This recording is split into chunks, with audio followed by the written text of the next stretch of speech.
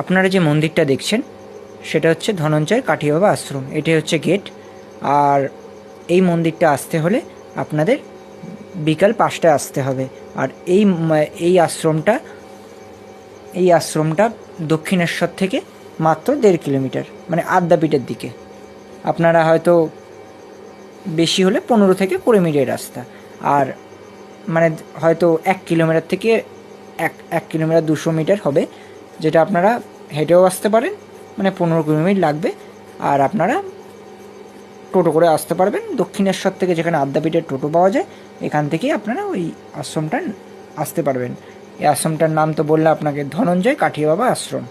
আর এই আশ্রমটা মিনি বৃন্দাবন নামেও পরিচিত। অনেকেই এনাকে মিনি বৃন্দাবন নামে পরিচিত, কারণ এই আশ্রমটায় আপনারা